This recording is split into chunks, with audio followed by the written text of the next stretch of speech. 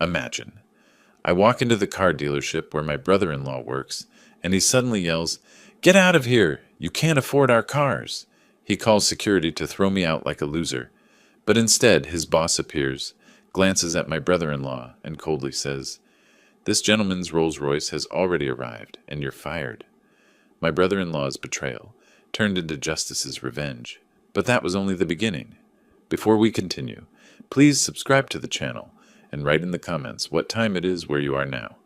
The Camry's engine ticked as I parked on the street, Glenn's Porsche Cayenne occupying the driveway like a territorial claim. February evening light caught the vehicle's glossy black paint, and there was Glenn, chamois in hand, making slow circles across the hood. He saw me approach, but didn't stop polishing. "Virgil, you're early. Just picked this beauty up yesterday. Cayenne Turbo, 110,000. Can you imagine?" I shifted the small gift bag containing books for the grandchildren. "It's very nice, Glenn. Are Lula and the kids inside?" He smirked. That expression I'd come to recognize over the past 3 years. "They're inside. You can park on the street? Wouldn't want your Camry dripping oil on my driveway." Through the front window, Ethan and Sophie waved. Their clothes struck me immediately. Ethan's shirt had a frayed collar. Sophie's pants were too short at the ankles. I waved back, watching Glenn position himself between me and the front door, forcing me to admire his acquisition a moment longer. The house smelled like roasted chicken and something bitter I couldn't identify. Lula appeared from the kitchen, wiping her hands on a towel, and her smile didn't quite reach her eyes. "Dad, good to see you." She hugged me quickly, then stepped back as Glenn entered behind me, filling the doorway. The dining room felt expensive in that deliberately curated way. Abstract art I suspected she'd never have chosen herself, chairs that prioritized appearance over comfort. Glenn took the head of the table despite my presence. The children sat across from me, quiet and watchful. "So, Virgil, how's that studio treating you? Still hear the neighbors through the walls?" Glenn poured himself wine without offering me any. "It suits my needs. I couldn't live like that. A man needs space. But I guess at your age, downsizing makes sense. Right, honey?" He looked at Lula. She cut a piece of chicken with careful precision. "Everyone has different situations." Sophie started to ask me something, but Glenn talked over her. "This Cayenne, Virgil, it's got a twin-turbo V8, 0 to 60 in 3.9 seconds. Of course, I don't know if you'd appreciate that. Coming from... What year is your Camry? 2015? 2014? Even better." He laughed, and Lula smiled weakly into her wine glass. The meal continued in this pattern. Every topic Glenn touched became a referendum on worth and status. He mentioned the Cayenne specifications 3 times by my count. When Sophie finally managed to ask about my week, Glenn interrupted. "Retirement boredom, right? Nothing but time. Must be strange after working retail all those years." I'd owned a successful hardware store for 40 years, sold it in 2023, but Glenn preferred his version of my history. I watched Lula refill his glass before it emptied, an automatic gesture. She'd learned his rhythms, anticipated his needs before he voiced them. This wasn't the daughter who'd argued philosophy with me over breakfast, who'd questioned everything, who'd wanted to teach literature. "Actually," I said, "I was thinking about Ethan's education. Your mother mentioned math is challenging this year." Ethan looked up, hopeful. "I was considering tutoring programs, or perhaps a school with smaller classes. I'd be happy to—" Glenn set down his fork with deliberate care. "We provide for our children. We don't need handouts. It's not a handout. It's help from their grandfather. We don't need charity from someone living in a studio apartment on fixed income. This conversation is over." His voice had gone cold, precise. Lula's fork paused halfway to her mouth, then continued. No defense. No intervention. The children stared at their plates. I counted 3 times during that dinner when Lula could have spoken for me. She chose silence each time. After the meal, I asked to see the children's rooms. Sophie's desk had broken drawer handles, held together with electrical tape. Ethan's sneakers, kicked under his bed, had worn completely through the soles, but the master bedroom door stood half open, and I glimpsed the California King with its pristine white linens. Price tags still attached, dangling from the duvet corner. $800. The number was clearly visible.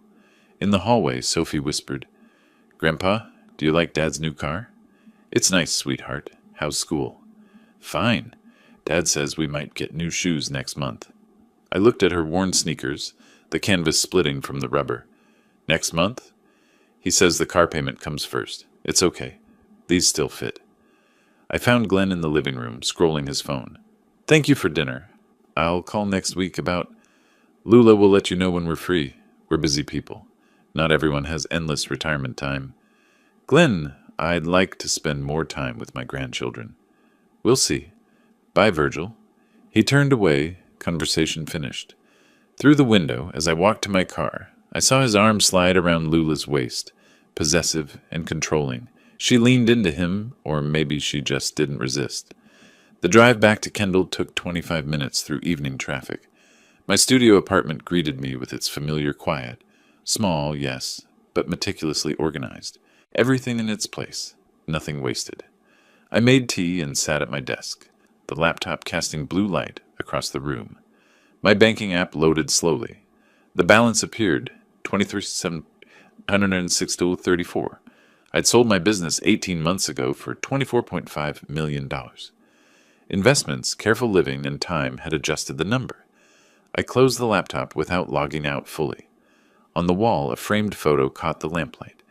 Payne Hardware's grand opening in 1987. I was 30 years old, standing beside the entrance I'd designed myself, wearing my father's watch. I'd built something. They thought that made me weak. Glenn saw the modest apartment and assumed poverty. Lula had stopped asking about my finances years ago, convinced I'd mismanaged the sale money somehow. I opened a fresh document on my laptop, titled it Family Observations, February 2025, and began typing. Children's clothing conditions, luxury bedroom items, Glenn's spending patterns, the Porsche's timing. Tomorrow, I decided I'd start watching more carefully. Not with anger, that would cloud judgment. With precision, the way I'd analyzed market trends and supplier contracts for 4 decades. Glenn had made a miscalculation.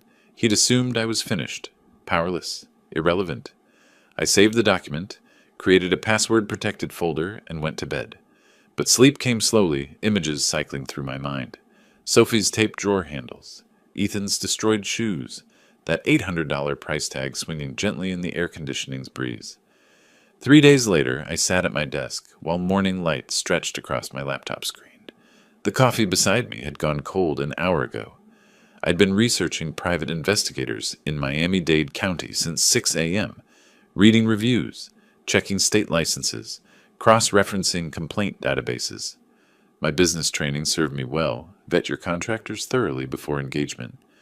I'd narrowed the list to 3 candidates and scheduled consultations. The first 2 felt wrong. One was too eager, promising results before understanding the scope. The other quoted $8,000 for work I estimated should cost half that. But the third candidate, Marcus Reynolds, agreed to meet me that afternoon at a cafe in Coconut Grove. The location was strategic, equidistant from Kendall and Coral Gables, neutral territory, public enough to be safe, but quiet enough for discretion.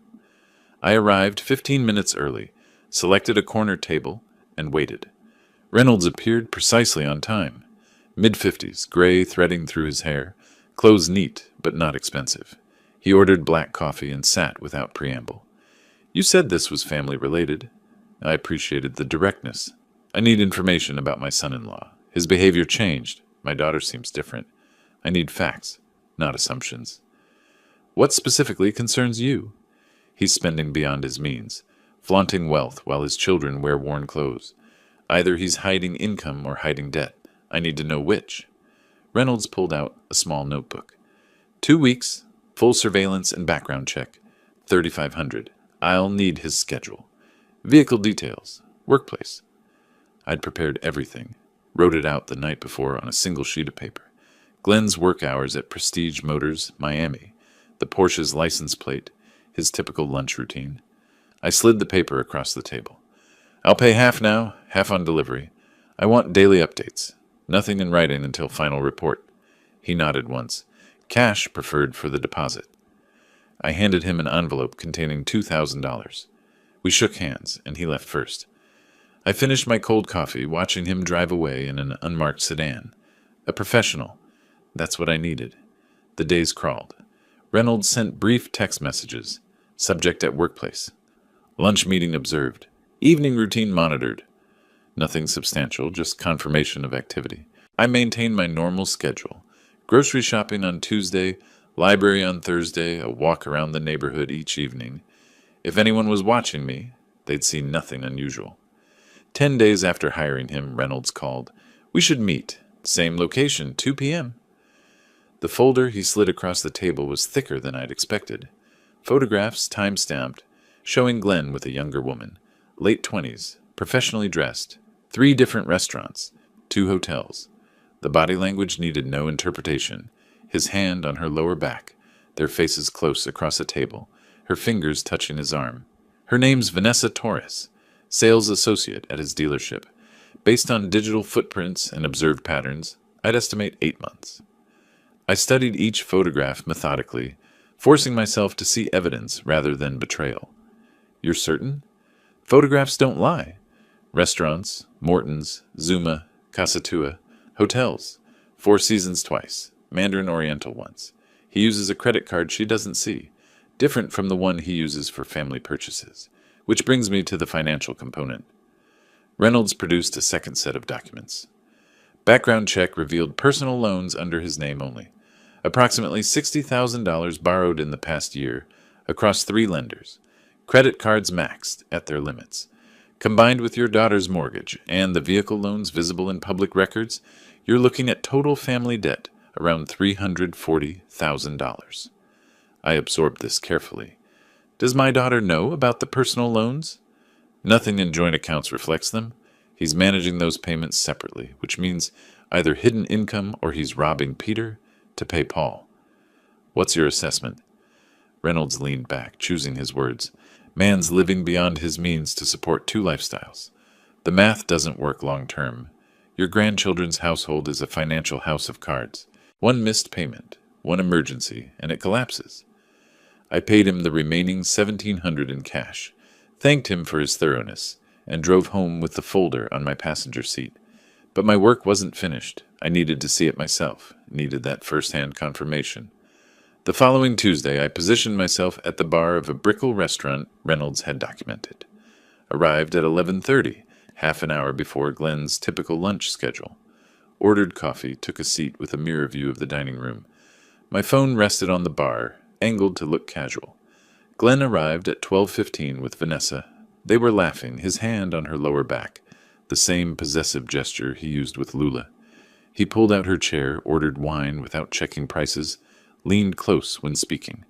I photographed them through my phone's camera, pretending to scroll messages. One image captured his wedding ring clearly visible while his fingers intertwined, with hers across the white tablecloth. The wine he ordered cost $95. I saw the sommelier's presentation. Glenn barely glanced at the label before approving. This was a man drowning his family in debt for ego and affair, and neither mistress nor wife understood the mathematical reality closing in around them. I left $20 for my $8 coffee and exited before they noticed. The photographs joined Reynolds's file in my encrypted laptop folder. That evening I spread everything across my desk. Investigators' reports, my own photographs, financial data I'd compiled. I built a timeline on notebook paper, tracking the progression.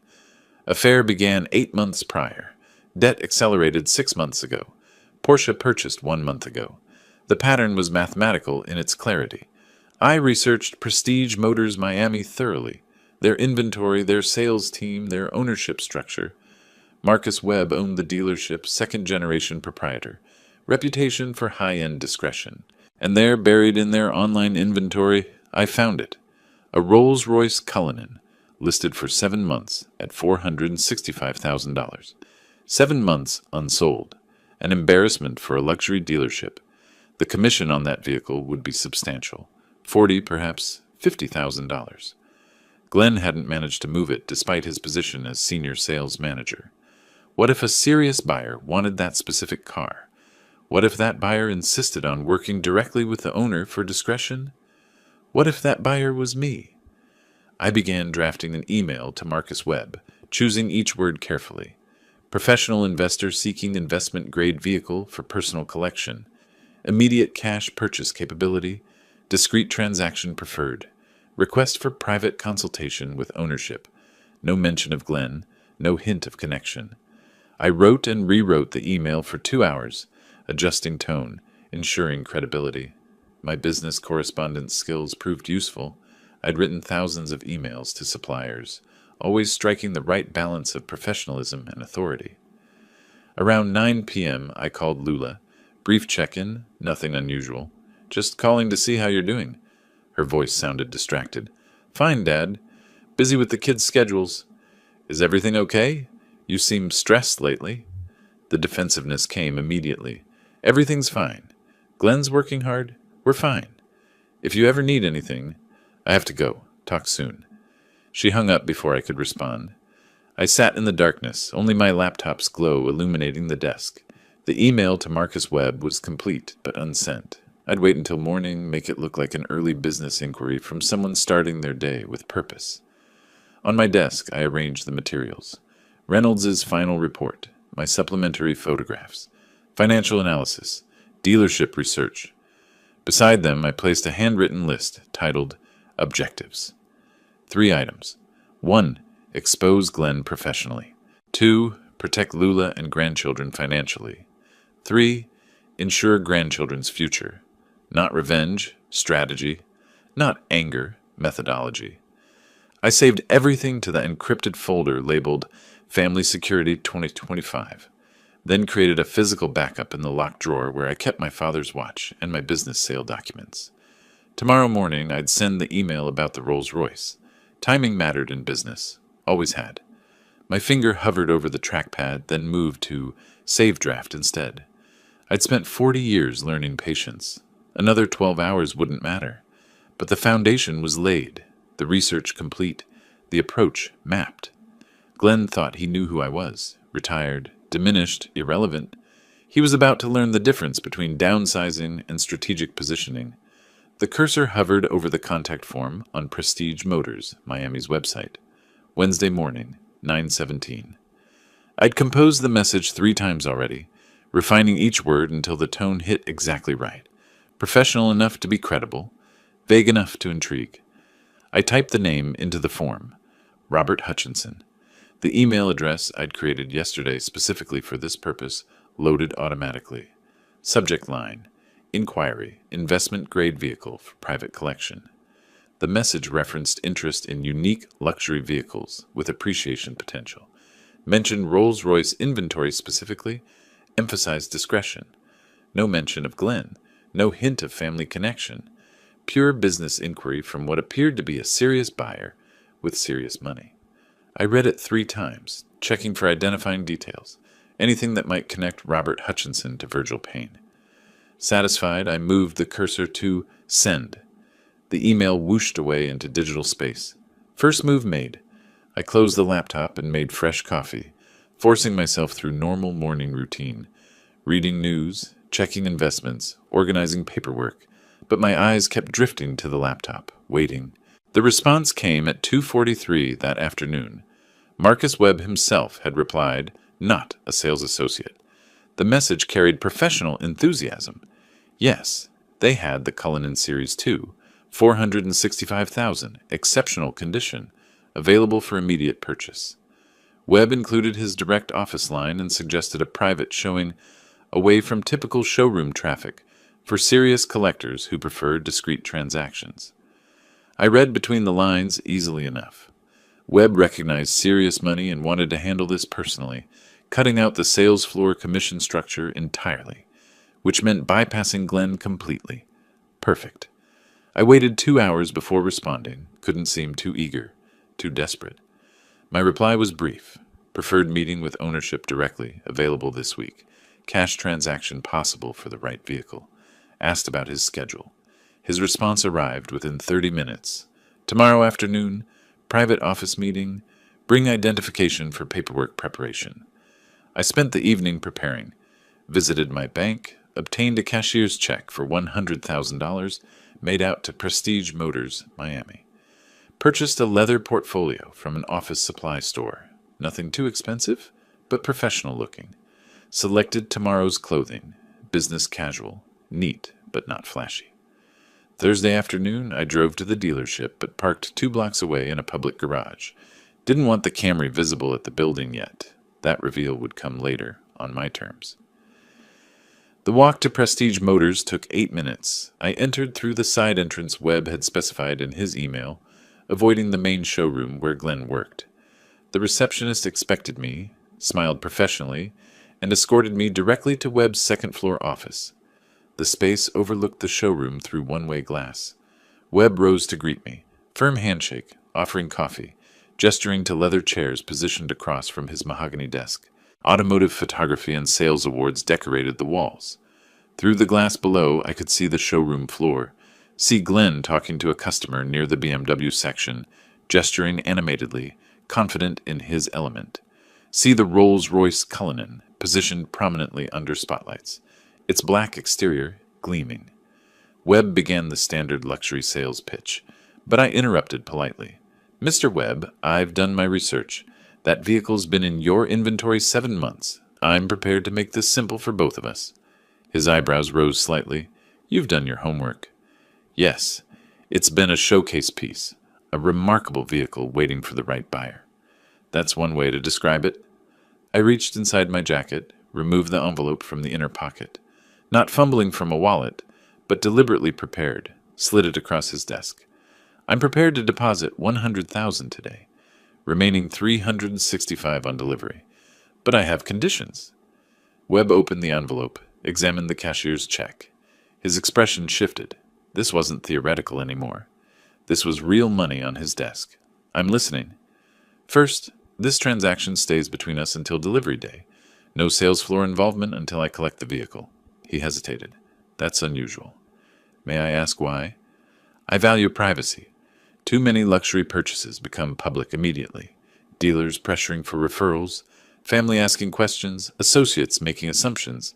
I make decisions quietly, execute publicly when I'm ready." Webb studied me for a moment, then nodded slowly. "And the second condition? I want to collect the vehicle personally during normal business hours, unannounced to your staff. I want the authentic showroom experience at pickup." His expression suggested confusion, but he was looking at 7 months of inventory overhead, sitting on his showroom floor in a substantial owner's commission. "That can be arranged." We spent the next 40 minutes on paperwork, initialing forms, reviewing delivery timeline. 4 weeks for final detailing and preparation.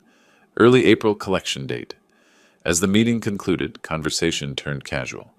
Webb mentioned pride in his operation, his team's professionalism. I kept my voice carefully offhand. "You have an excellent operation here. My daughter's husband works for you, actually. Glenn." Webb's expression shifted subtly. Recognition, then careful neutrality. "Glenn. Yes, he's one of our managers. Your family?" "By marriage. We don't discuss business much. I prefer keeping family and finances separate. I'm sure you understand." "I see." I stood, gathering my portfolio. "It will be interesting to see his reaction when I collect the Rolls-Royce.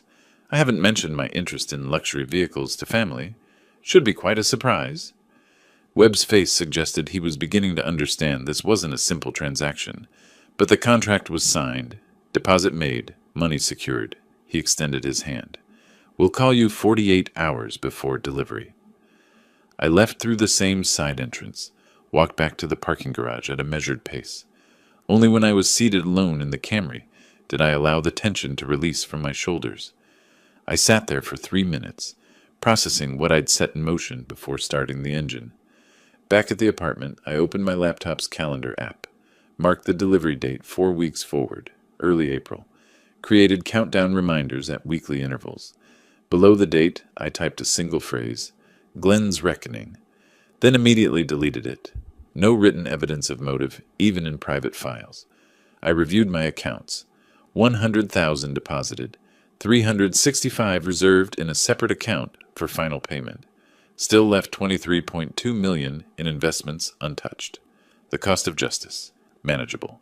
I looked at the framed photo of my hardware store's grand opening, the patient building of something valuable, brick by brick, decision by decision. This was the same process, just different construction. 4 weeks until Glenn discovered his father-in-law wasn't a powerless retired man living on scraps. 4 weeks until the truth became visible. I closed the laptop, feeling something I hadn't felt in 2 years since selling my business. Anticipation of watching careful plans reach completion. The phone rang at 10:07 Thursday morning. Marcus Webb's voice, professional and measured. "Mr. Payne, your vehicle is ready. When would you like to collect?" I glanced at the clock on my desk. "I'll be there within the hour." "Excellent. Everything is prepared." After hanging up, I moved through my preparation with deliberate care. Removed my decent watch. Replaced it with a cheap digital one from the back of my desk drawer. Selected the oldest jeans I owned, a plain gray jacket with worn elbows, scuffed work boots I'd kept from my hardware store days. Studied myself in the mirror. Perfect image of a modest retiree. Exactly what Glenn expected to see. Exactly what would make the contrast devastating. I grabbed the Camry's keys and left. During the 30-minute drive to the dealership, I hit a red light at an intersection. My reflection appeared in the side mirror. 63 years old, wearing clothes that looked like thrift store finds, driving a 10-year-old sedan. But in my eyes, I saw something that hadn't been there in 2 years. Purpose. The light changed. I continued forward.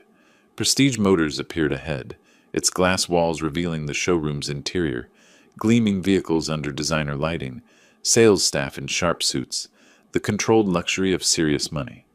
I pulled the Camry into the visitor parking area, no longer hiding, parking prominently near the entrance. Through the glass, I spotted Glenn near the Mercedes section, mid-conversation with a middle-aged couple, gesturing at a vehicle's features with practiced enthusiasm. I entered through the main entrance. The door chimed softly. The receptionist looked up with a professional smile, started to greet me. I walked past her toward the center of the showroom, eyes fixed on the Rolls-Royce Cullinan positioned under spotlights like a museum piece. Movement caught Glenn's peripheral vision. He glanced over mid-sentence with his customers, did a visible double-take, and his expression shifted rapidly. Confusion, then irritation, then something like embarrassment that someone from his poor family was here, potentially damaging his professional image. I circled the Rolls-Royce slowly, examining it the way a potential buyer would. Ran my hand along the hood's mirror, finish, peered through windows at the cream leather interior, checked the door handles. Glenn excused himself from his customers and approached with forced casualness, jaw visibly tight. "Virgil, what are you doing here?" I turned, expression neutral. "Looking at this vehicle, it's impressive." His face darkened a shade. "This isn't a place for browsing. These are serious vehicles for serious buyers." Other staff members were beginning to notice our interaction. Conversations quieted. Attention shifted. I continued examining the Rolls-Royce. Opened the driver's door, unlocked for showroom display. "I was wondering about a test drive." Glenn's control snapped like overstressed wire. Voice rising. "Test drive? You can't afford the insurance payment on this car, let alone the purchase price." The showroom went silent. All eyes on us now. Glenn's customers exchanged uncomfortable glances. The receptionist froze mid-phone call. I didn't move, hand still on the door handle. Expression deliberately calm. "You need to leave. Now. You're embarrassing yourself." I remained exactly where I stood, examining the steering wheel's leather wrap with apparent interest. Glenn's voice filled the showroom. "You can't even afford insurance to test drive this vehicle. You think someone living in a studio apartment can handle $465,000? Other salespeople watched, uncertain whether to intervene. A well-dressed customer near the Bentley section shifted uncomfortably. Glenn spun toward the security desk. "Jason, we need assistance here." The security guard, a man in his 40s, stood from his desk with obvious uncertainty, looking between Glenn and me. His hand went to his radio, but he moved slowly. Something felt wrong about the situation. "Remove this gentleman. He's disturbing actual customers." Jason started walking toward us, but his pace was cautious, hesitant. Glenn was practically shouting now. "Get him out. He's wasting everyone's time. You can't be here if you're not a serious buyer." The entire showroom had frozen. Upstairs, Marcus Webb's office door opened. Webb descended the stairs deliberately, each footstep echoing in the silent space. Every eye shifted to him. His expression was cold professional assessment. He reached the showroom floor, stopped, surveyed the scene.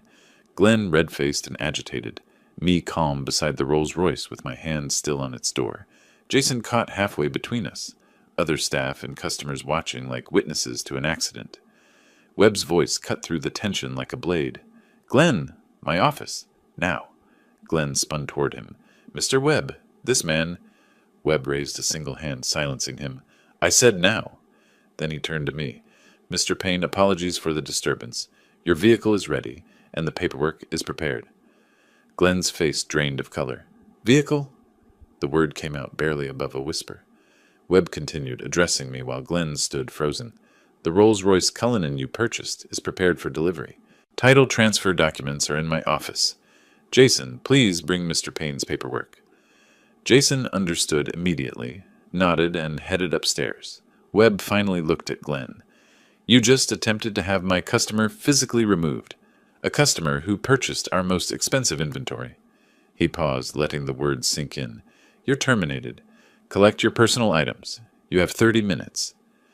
The showroom remained absolutely still. Glenn's mouth opened, closed, opened again. No sound emerged. Other salespeople stared at the floor, unwilling to witness their colleagues' destruction. "HR will contact you about your final paycheck and benefits termination. Leave your building access card at reception." Webb turned to me. "Please, let's complete your paperwork upstairs." I nodded, following him toward the stairs without looking at Glenn.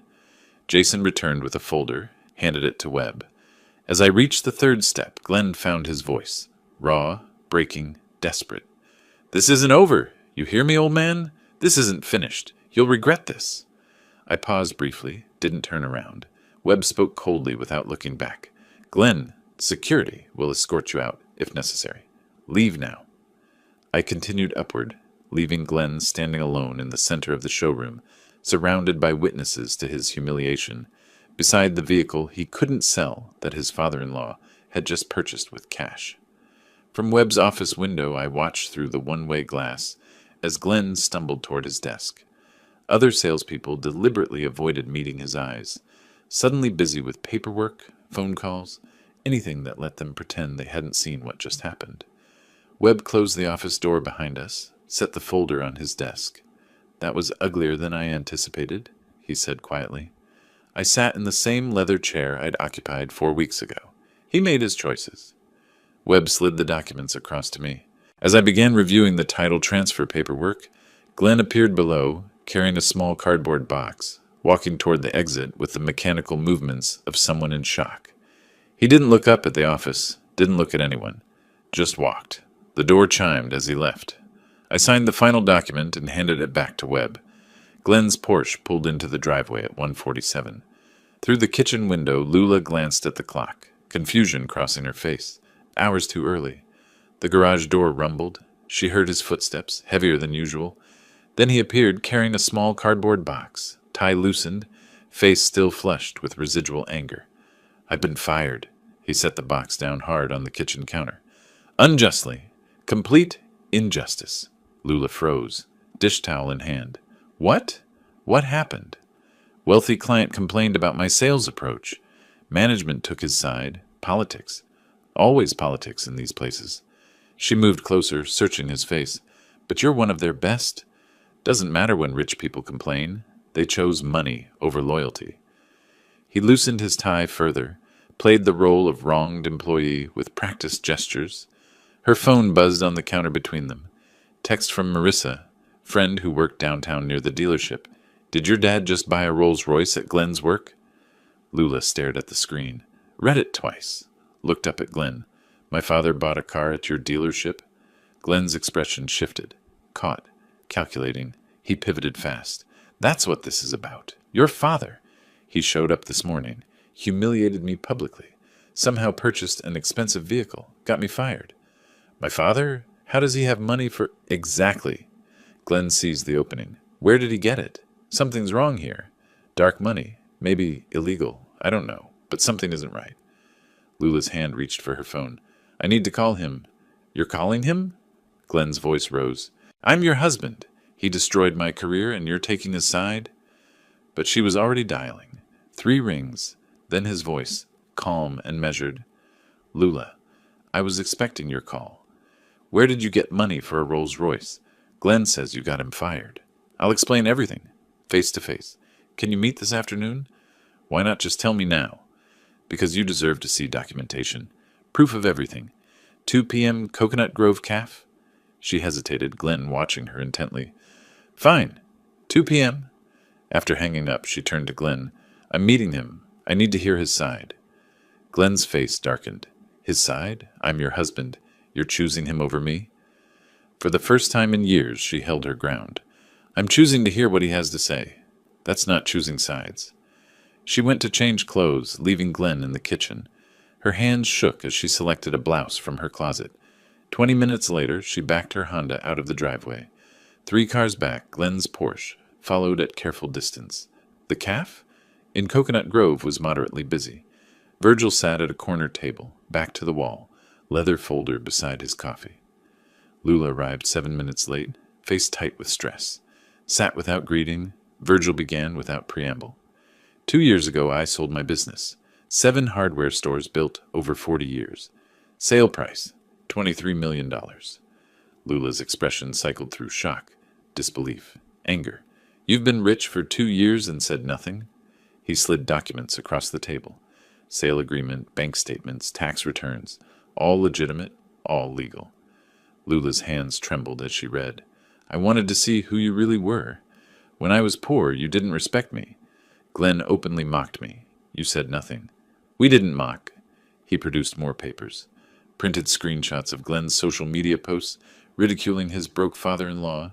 Text messages to friends complaining about Virgil's pathetic financial state. One post from 3 months ago. Fael still driving that sad Camry. Can barely afford gas, probably. Lula's face crumbled. I didn't know he... Then Virgil placed the photographs on the table. Glenn with a younger woman, time-stamped, bodies angled toward each other in unmistakable intimacy. Restaurant tables, hotel entrance, his hand on her lower back.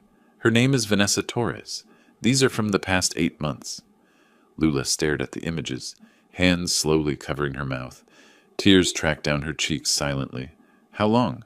Her voice barely reached him. 8 months, while he told you the family couldn't afford new shoes for the children. More documents. Restaurant receipts charged to credit cards Lula had never seen. Financial analysis showing $340,000 in total family debt. A separate report detailing Glenn's hidden $22,000 credit card used exclusively for affair expenses. You hired someone to follow him? To spy on us? To protect you and my grandchildren. He slid across a financial projection chart. At the current debt rate, you'll face foreclosure within 18 months. Glenn's been spending on her while your children's needs go unmet. Lula oscillated between grief and defensive anger. Maybe he made mistakes, but he's my husband, father of my children. Your plan destroyed his career. How is that protecting us? Virgil leaned forward, voice firm but not harsh. I didn't destroy his career. His arrogance did. I bought a car. He chose to publicly humiliate a customer who happened to be his father-in-law. His choices have consequences. Silence stretched between them. Lula looked at the photographs again, the bank statements, the debt analysis. I need time to think. I can't process this all right now. Take the time you need. But know this. Those children deserve better than financial ruin and parents modeling disrespect. Lula gathered the papers, stuffing them into her purse with shaking hands. She left without another word. From his seat, Virgil watched her walk to her car. 3 spaces behind it, Glenn's Porsche sat with its driver slumped low in the seat. He'd followed her, watched through the window. Couldn't hear the words, but had seen the papers, seen her tears. Virgil pulled out his phone, opened his notes app, typed, Glenn knows she knows. Deleted it. No written evidence, even private. He finished his coffee slowly, paid cash, and drove back to Kendall in the Rolls-Royce. The vehicle still felt foreign, too large, too luxurious, but it had served its purpose. That evening, Lula arrived home 30 seconds before Glenn. She didn't confront him about following her. Went directly to the bedroom and locked the door. She spread the documents across the bed, studied them for hours. The photographs hurt most. Glenn's expression in them showed happiness she hadn't seen directed at her in years. Downstairs, Glenn scrolled through his phone. A message from a former colleague. Budget dealership in Hialeah was hiring. Lower prestige, lower pay, but immediate availability. He applied without hesitation. Money pressure was coming. He could feel it. 3 days later, Glenn started at the new position. Used car sales manager, $65,000 salary, 30% pay cut from his previous role. He told Lula it was a temporary adjustment while he looked for something better. That same evening, Virgil sat in the Rolls-Royce, parked outside a public park, watching sunset paint the Miami sky orange and purple. His phone showed a text from Lula, sent an hour earlier. "I need more time to think. Please don't contact Glenn directly." He typed his response carefully. "Take the time you need. I'm here when you're ready." What he didn't mention, he'd already scheduled a consultation with a family law attorney for next week. Patience had built his business, brick by brick, over 40 years. Patience would finish this. The attorney's office occupied the 20th floor of a downtown Miami tower. Floor-to-ceiling windows framed the skyline, morning light sharp and clinical. Diane Costa sat across her mahogany desk, reviewing the folder Virgil had sent ahead. Organized with color-coded tabs, chronological summaries, the businessman's approach to a family crisis. She looked up, her expression professional, but not unkind. "Mr. Payne, this documentation is comprehensive. You've organized everything. I built a business on documentation. This is about protecting my family. With this evidence, adultery, financial deception, children's welfare at risk, your daughter has a strong position if she decides to file. The question is she ready?" Virgil's answer came without hesitation. "Not yet, but she will be. What can we do to prepare?" Diane explained Florida divorce law with practiced precision. The state operated on no-fault principles. Adultery alone didn't guarantee advantage, but a pattern of financial recklessness, demonstrably harming minor children's welfare? That mattered. Courts prioritized children's interests. We need financial forensics, professional CPA analysis, documenting every hidden dollar, every missed payment, every expense that should have gone to your grandchildren, but went elsewhere. That builds an undeniable case. The consultation lasted 90 minutes. Cost $400, the first of 7 such meetings, totaling $2,800 over the coming weeks. 2 days later, Virgil called Lula. The conversation moved carefully, like walking on ice. "How are you processing everything?" Her voice carried exhaustion. "I've been reviewing the documents, noticing things I missed before. He's been evasive about the new job. Won't tell me the actual salary. Says it's complicated. I've consulted with an attorney, not to push you, but to understand options. There's something called financial forensic analysis.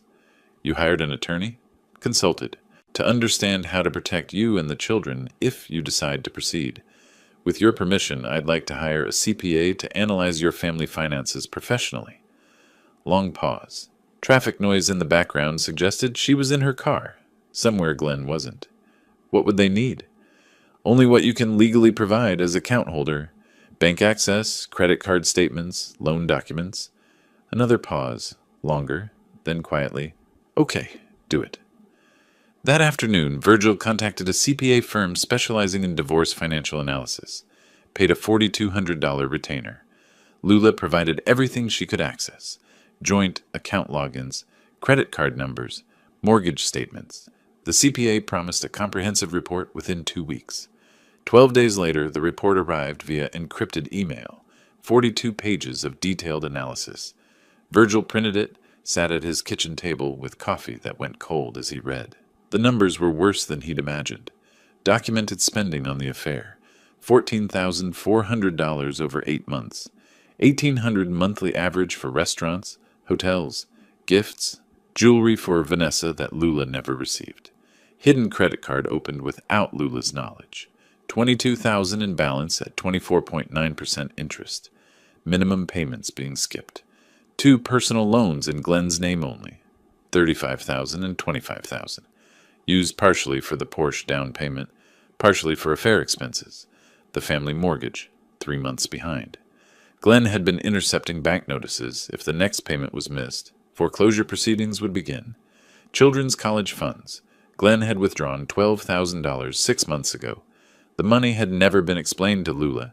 Total family debt, $340,000. Glenn's new reduced salary of $65,000 couldn't sustain the current debt load. The CPA's conclusion was stark. Financial collapse imminent without intervention. Recommend immediate debt counseling or dissolution of joint financial obligations. Virgil forwarded the report to Diane Costa, then called Lula. We need to meet. The financial analysis is complete. It's urgent. But before they could meet, the crisis accelerated on its own. The certified letter arrived at Lula's house on a Tuesday morning. Official bank letterhead, formal language, devastating content, notice of mortgage default. 30 days to cure deficiency or foreclosure proceedings would commence. That evening, after the children were in bed, Lula confronted Glenn in the kitchen. She held the letter like evidence at trial. We're 3 months behind on the mortgage. You told me payments were current.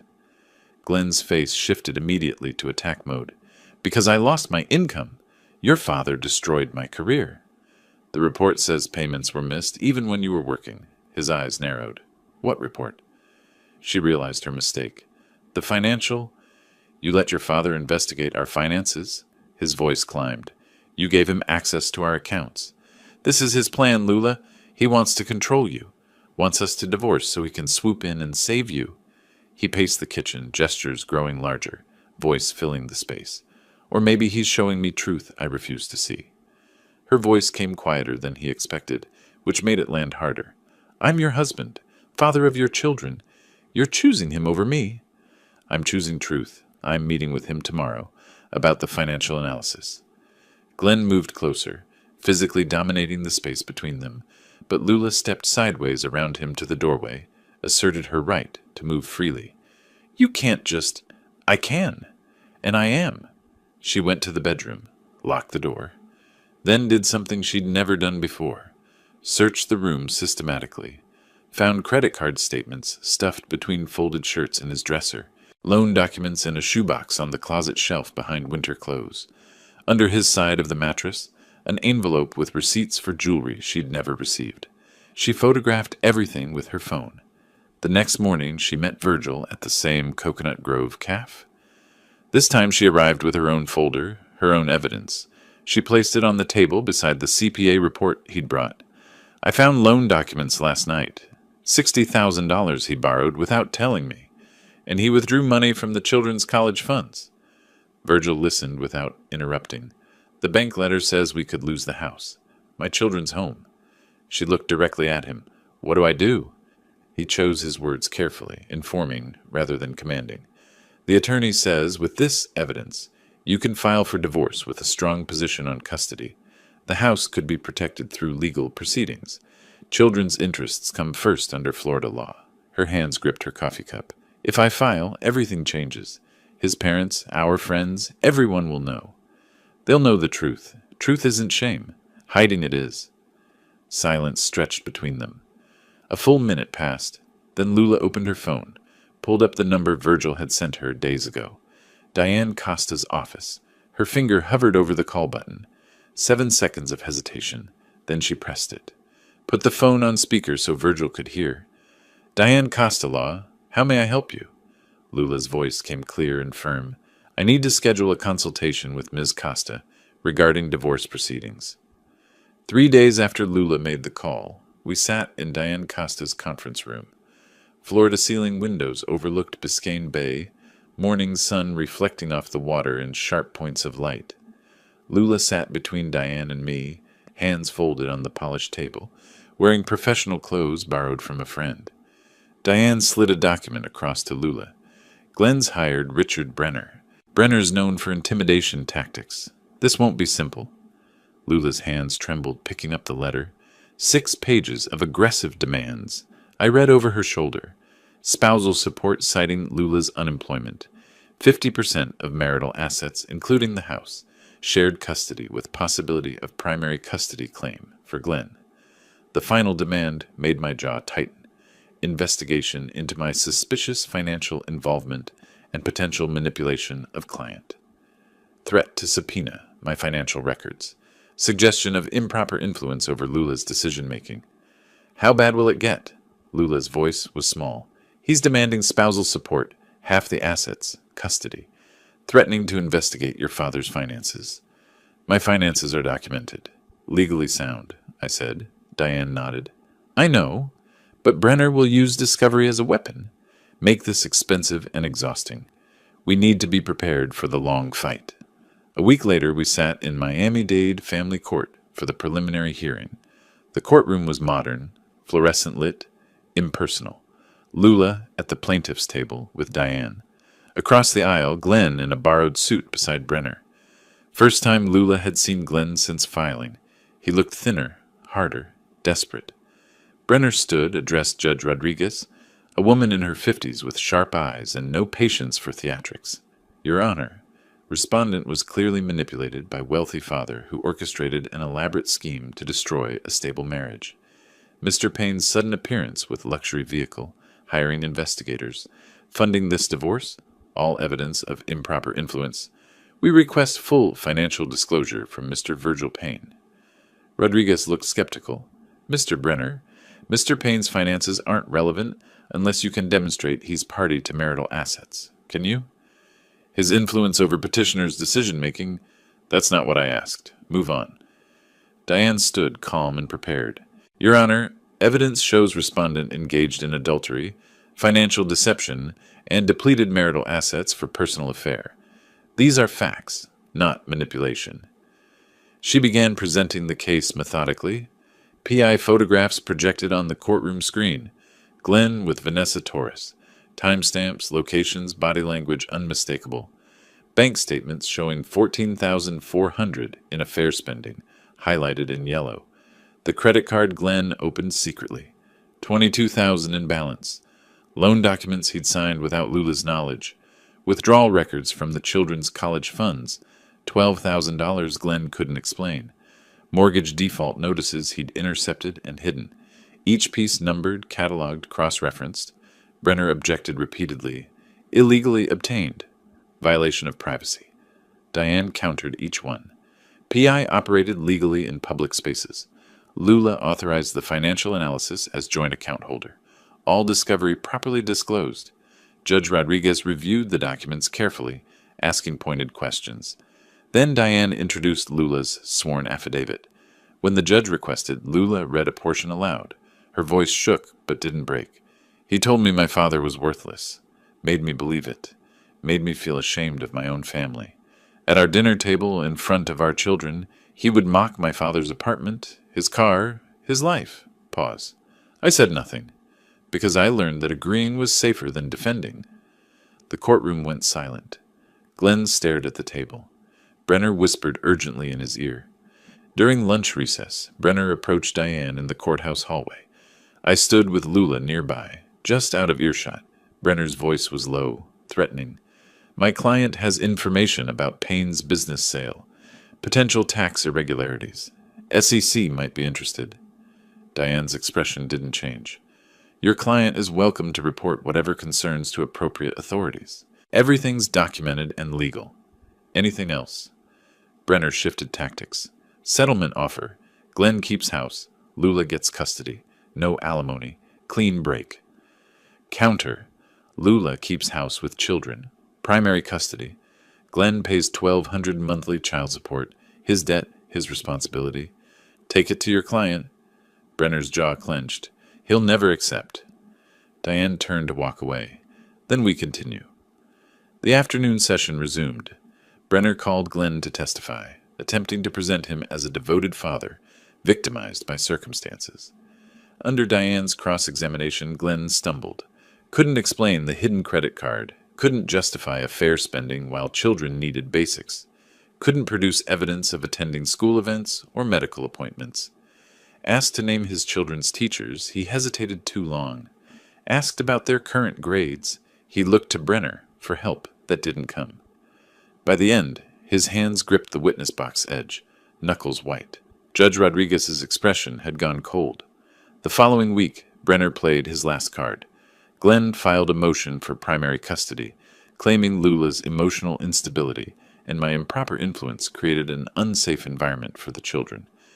Diane had prepared for this, called the children's school counselor as a witness, who testified they showed no signs of distress in their mother's care, that Glenn hadn't attended a parent-teacher conference in 2 years, that Lula volunteered regularly. Then Diane introduced a supplementary PI report I'd commissioned after the initial filing. Documented Glenn meeting with Vanessa 3 times after the separation began, including once when he'd claimed to be with the children. Photographs showed Vanessa at Glenn's new apartment. Judge Rodriguez called both attorneys to the bench, spoke quietly but firmly. They returned to their tables. Primary custody granted to petitioner Lula Payne. Respondent granted supervised visitation twice weekly, transitioning to standard visitation after 90-day review period. Outside the courthouse, early evening heat pressed down like a weight. Lula, Diane, and I walked toward the parking structure. Diane reviewed the outcome. Preliminary rulings favor us strongly. Final decree hearing in 6 weeks. He'll likely accept settlement rather than continue. Diane departed. Lula turned to me. He looked broken in there. Did you see his face? I had. Glenn's expression when the custody ruling was announced. Devastation mixed with rage, all of it directed at me across the courtroom. He blames you for everything, Lula continued, even though he caused it. Blame is easier than accountability. We walked toward the Rolls-Royce. Lula stopped before reaching it. This car, it started everything. No, his choices started everything. This car just made them visible. As I unlocked the doors, my phone buzzed. Text from an unknown number. You destroyed my life. I won't forget. Screenshot showed the message sent from Glenn's phone. I deleted it without responding, didn't mention it to Lula. But driving her home, I watched the rearview mirror more carefully than usual. 6 weeks later, I sat in the courthouse waiting area wearing a business suit. Mid-July morning, the air conditioning fighting against Miami's oppressive heat. Lula beside me in a borrowed professional dress, Diane reviewing final notes on her tablet, the final decree hearing, the end of the legal battle. 9 a.m. came and passed. The defendant's table in the courtroom remained empty. Judge Rodriguez entered at 9:03. All rise for the Honorable Judge Rodriguez. We stood, then sat. She reviewed the papers before her with evident disapproval at the empty table. In the matter of Payne versus Payne, where is respondent? Unknown, Your Honor, Diane said. He's been properly notified. At 9:07, the courtroom door opened. Glenn entered, disheveled, no attorney beside him. His suit was cheaper fabric, hung loose on a thinner frame. Face unshaven, not fashionable stubble, but neglect. Mr. Glenn, you're late. Where is Mr. Brenner? Glenn's voice came rough, tired. No longer retained, Your Honor. I'm representing myself. Rodriguez sighed. Pro se divorces complicated everything. Very well. This is the final decree hearing. Based on preliminary rulings and submitted evidence, I'm prepared to issue the final order. Do you wish to present any additional evidence or argument? Glenn looked at wrinkled papers clutched in his hand. Your Honor, I request reconsideration of custody and support arrangements. My financial situation is temporary. I'm a stable parent. Mr. Glenn, preliminary rulings address these issues. Without new evidence, the final decree stands as drafted. Glenn's composure, already tenuous, shattered. His voice rose. New evidence? You want new evidence? Her father orchestrated everything, destroyed my career, bought that car specifically to humiliate me. He pointed at me in the gallery. He's sitting right there. He manipulated her into this divorce. Rodriguez's voice hardened. Mr. Glenn, Mr. Payne is not party to these proceedings. Your accusations are irrelevant. Irrelevant? He hired investigators to spy on me, paid for her attorney. He's been controlling everything. Diane stood calmly. Your Honor, respondent is deflecting from his documented adultery and financial malfeasance.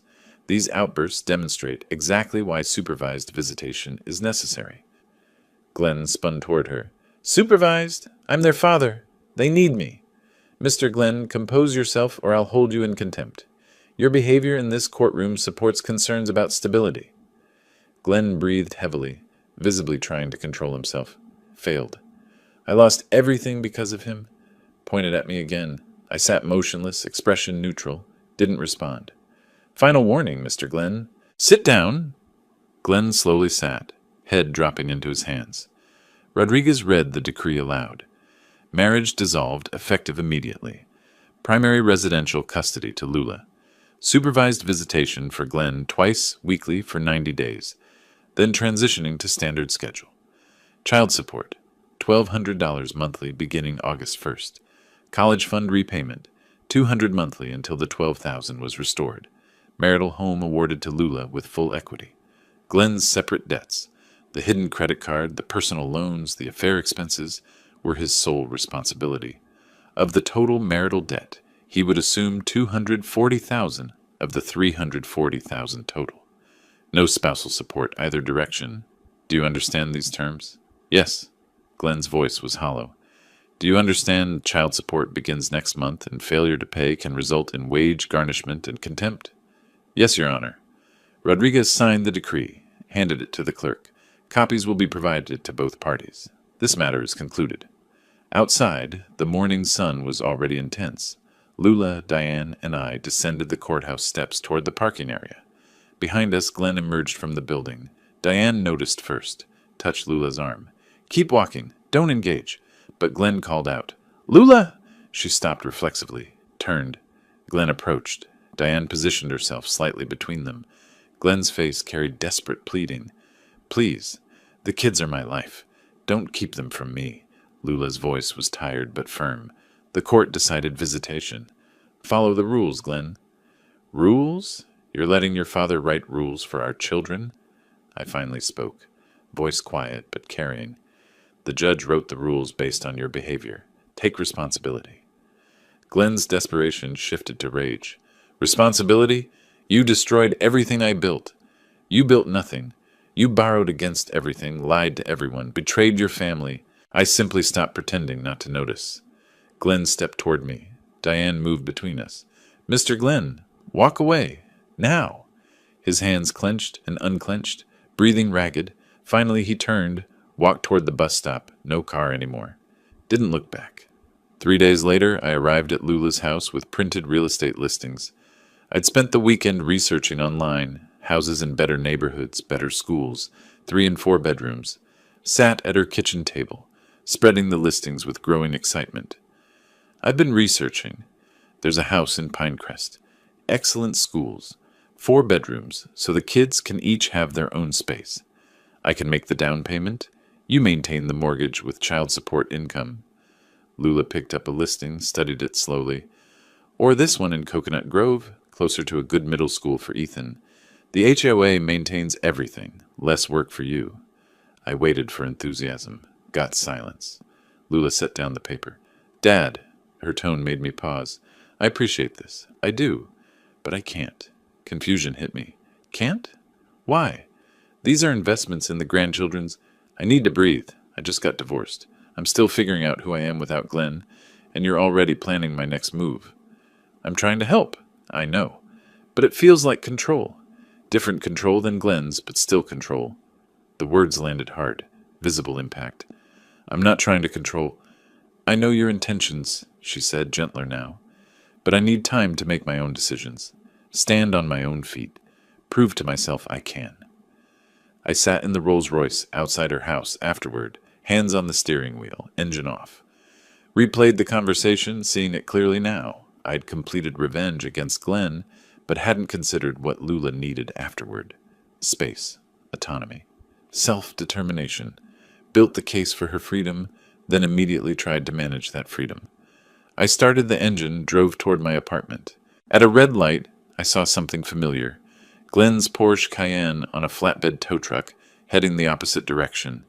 Bank repossession tags in the windshield. The car he'd been so proud of at that first dinner, now being hauled away, but my satisfaction was muted by Lula's words. Back at the apartment, I sat on the sofa, looked at an old family photo, my deceased wife, young Lula smiling, a simpler time. My phone buzzed, text from Lula. Thank you for everything you've done. I mean it. But I need space to find myself. I'll call you when I'm ready. I love you. I typed a response, deleted it, typed again. Finally sent, I understand. I'm here whenever you need me. I love you too. Set the phone down face down on the table. Conscious act of giving space. Realized revenge had succeeded, but reconstruction required a different approach. Patience without agenda. Support without direction. Presence without pressure. I'd won the battle. Now I had to learn how to handle victory. 1 week after our conversation about the real estate listings, I sat at my desk reviewing financial documents. The mortgage statement for Lula's house lay beside my open checkbook. Payment due in 5 days. $2,200. I knew she didn't have income yet. Knew the collection calls were still coming. I wrote the check, addressed the envelope directly to the mortgage company, not to Lula, avoiding the appearance of giving her money, just eliminating an obstacle. Second envelope, check to the debt consolidation company, $180,000 to settle her portion of the marital debt assigned in the divorce decree. Clean slate. Both envelopes showed my bank routing but included no notes, no explanations. I mailed them on my way to the grocery store. That evening, my phone rang. Lula's number. Hey. Long pause before she spoke. Dad, the mortgage company called. Said my account is current. Overpayment applied to next month's. Did you? House is in your name. Wanted to make sure you kept it. Another pause. And the collection company called. Said my debt is settled. Dad, you needed a clean slate to start over, that's all. Silence then. Thank you. After hanging up, I noted in my ledger, $182,200 total. Didn't categorize it as loan or gift, just support. 2 weeks later, she called with a different tone, excited. I got a job, office manager at a medical practice, $42,000, start Monday. My happiness was genuine. That's excellent, congratulations. Tell me about it. We talked for 20 minutes. 3 doctors, scheduling and billing responsibilities, her commute. She sounded different, proud. The following Monday, she began her routine. Dropped the children at school, drove 15 minutes to the office, managed patient flow and paperwork, picked up the children at 5. Her first paycheck arrived 2 weeks later. She texted me a photo of the pay stub, framed on her kitchen wall. First money I've earned in 12 years, I responded. First of many. Proud of you. Week 3, she rearranged her living room furniture without asking anyone's opinion, painted an accent wall herself after watching a tutorial online, took the children school shopping with her own money, modest purchases, but her choices, small acts of autonomy building something larger. When I visited to drop off birthday gifts for the children, I noticed the changes. Different furniture arrangement, fresh paint, her laptop on the kitchen table with work spreadsheets, evidence of an independent life being built. I didn't comment on the changes, just asked about her work instead. Mid-August, Glenn's situation deteriorated further. His manager at the Hialeah dealership called him into the office. I learned this later, through Lula. Glenn, you've been late 4 times this month. Yesterday, a customer complained you smelled like alcohol. Glenn had defended himself, said he was handling personal issues. Handle them outside work hours. This is your final warning. That evening, he'd drunk more than usual. Called Lula at 9:47. She told me about it the next day. His voice was thick, slurred. Lula, I miss you. Miss the kids. We were family. Can't we? She'd interrupted firmly. You're drinking. Don't call me like this. But he'd continued. Everything fell apart. Lost everything. I need another chance. Please. Her voice had been sad but resolved. You had chances. Many chances. You made choices. I can't fix them. The kids need their father. The kids need stability, sobriety, responsibility. When you can show those things, the court will adjust visitation. Until then, this conversation is over. She'd hung up. The next morning, Glenn arrived at the dealership late again. The manager was waiting. Clean out your desk. We're done. Unemployed again. With Glenn's situation worsening and Lula working, I became an after-school presence for the grandchildren, not by inserting myself, but by Lula's request. Dad, could you pick up the kids Tuesday and Thursday? Stay with them until I'm home from work? I agreed immediately. Those afternoons became routine. I picked up Ethan and Sophie from school at 3, brought them to my apartment or stayed at their house depending on homework needs, helped Sophie with multiplication tables using a deck of cards, making it a game, taught Ethan fraction concepts using pizza slices, ordered actual pizza to demonstrate. No lectures about money or responsibility, just presence and patience. During one homework session, Sophie looked up from her math worksheet. "Grandpa, why doesn't Daddy live with us anymore?" I chose my words carefully. Sometimes adults make choices that hurt people they love. Your mom made a brave choice to protect you. Your dad needs to work on himself. But you're loved by both of them, and by me. Ethan, quieter, asked a different question. "Are you rich?" I paused. "I have enough. What matters isn't having money. It's using it wisely and treating people with respect." Sophie thought about this. Daddy had a nice car, but wasn't nice. Exactly. Things don't make someone good. Actions do. Late August evening, after the children were asleep, Lula sat with me at her kitchen table. Coffee between us. She'd been quiet all evening, processing something. Finally she spoke. "I've been thinking about everything that happened. The car, the divorce, all of it." I waited. "For months, I thought you were being vindictive, getting revenge on Glenn for how he treated you." She held up her hand before I could respond. "Let me finish. But watching how you've been these past weeks, giving me space, helping without controlling, spending time with the kids without agenda, I understand now. You weren't getting revenge. You were showing me truth I was afraid to see." Her eyes were wet, but she wasn't crying. "You saved us. Not just from Glenn, but from the future I couldn't see was coming. Financial ruin, emotional destruction. You showed me I was worth more than I believed." My voice came rough. "You always were. I just needed you to see it." She reached across the table, took my hand. "I'm sorry it took so long to understand." We sat in comfortable silence. Outside, the automatic sprinklers started on the neighbor's lawn, rhythmic sound through the open window, marking an ordinary evening in a restored life. My new apartment was modest but comfortable. 2 bedrooms, one for me, one set up for the grandchildren. Twin beds with colorful bedding Sophie had helped choose. Bookshelf with age-appropriate books. Small desk for homework. The kitchen was larger than my studio had been, allowing actual cooking. The living room had a comfortable sofa and family photos on the wall. One from my hardware store's grand opening. Another recent one of me with Ethan and Sophie at the park. The afternoon before Sophie's 9th birthday, I arranged the living room for a small celebration. Balloons in purple and silver, her favorite colors. A homemade cake cooling on the kitchen counter. Vanilla with buttercream. Recipe from the internet. First cake I'd made in decades. Small stack of wrapped gifts on the side table. The doorbell rang at 4. Lula with Ethan and Sophie. Sophie rushed in. "Grandpa, you have balloons," hugged me. Ethan followed, more reserved but smiling. Lula carried a container with fruit salad, surveyed the space. "Dad, this place is perfect for you." "Perfect for us?" The kids needed proper space when they stay over. The celebration was simple but genuine. We played a board game. Ethan won, Sophie protested good-naturedly. I taught them a card game I'd learned as a child. Go fish with betting using pennies. Sophie loved the gambling aspect. Lula was amused. When cake time arrived, I brought it out with 9 candles. We sang off-key.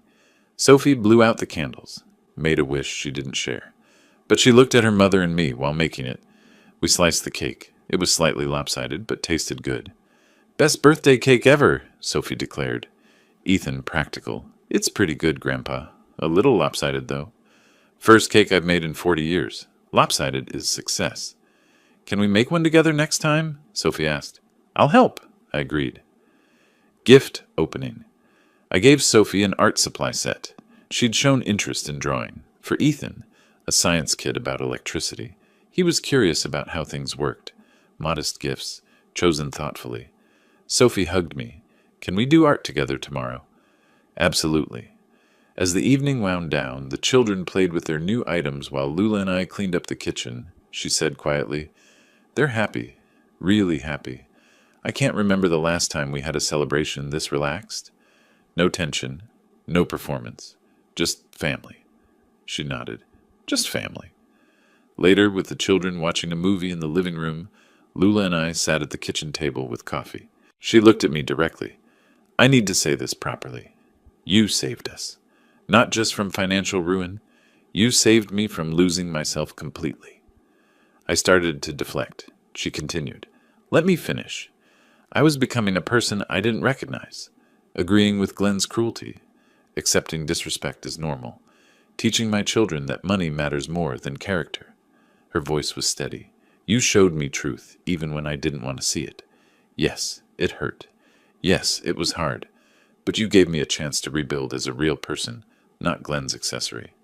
I just showed the truth. You made the brave choice to act on it. She shook her head. No, you created the conditions where I could act. Documented evidence, hired the attorney, stabilized finances. Without that foundation, I'd still be trapped, believing his version of reality. Pause. Thank you. Truly. I covered her hand with mine. You're my daughter. Protecting you isn't a favor. It's responsibility and love. From the living room, Sophie called out, Grandpa, Ethan says the movie's character can't do that. Tell him.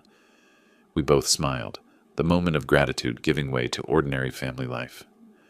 The following week, I met with an estate attorney, established an education trust fund for Ethan and Sophie, $500,000 total, $250,000 each, structured to be accessible only for qualified education expenses, tuition, books, housing at accredited institutions, distributions beginning when each child reached 18. The trust documents named Lula as trustee until the children turned 25.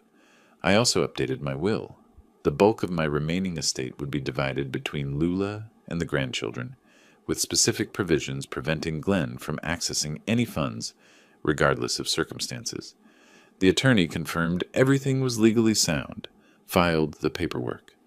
The following week, I invited Lula to my apartment, explained the trust structure, showed her the documents. Her eyes widened. $500,000 for their education? I nodded. They'll have opportunities I had to create for myself. No student debt. No financial barriers to their potential. She was quiet, processing. I don't know what to say. Say you'll make sure they value education not just for the money it leads to, but for knowledge itself. She promised she would. The following Saturday afternoon was sunny, warm September day. I picked up Ethan and Sophie in the Rolls-Royce. They were accustomed to it now. Novelty worn off, just Grandpa's car. Drove to a local ice cream shop in Coconut Grove. Parked in the lot. The children piled out. Sophie took my hand, walking to the entrance. We ordered. Sophie got chocolate chip. Ethan got mint chocolate chip. I got vanilla. Sat at an outdoor table. Miami sun warm, but breeze from the bay comfortable. Sophie swung her legs, eating ice cream. Grandpa, why do you have such a fancy car? I paused, expecting a different question. What do you mean? Like you're not show-offy. But the car is really expensive, right? Ethan added, Mom said you could have bought it a long time ago. Why didn't you? I considered my answer carefully. I bought it when I did because the timing was right. Having expensive things isn't bad or good by itself. What matters is why you have them and how you treat people, regardless of what you own. Sophie thought about this. So it's okay to have nice stuff if you're still nice? Exactly. Character isn't defined by possessions. It's defined by choices and how you treat others. Ethan was quiet for a moment. Daddy had a nice car, but wasn't nice to you or Mom. I didn't disparage Glenn. Your father made choices. We all do.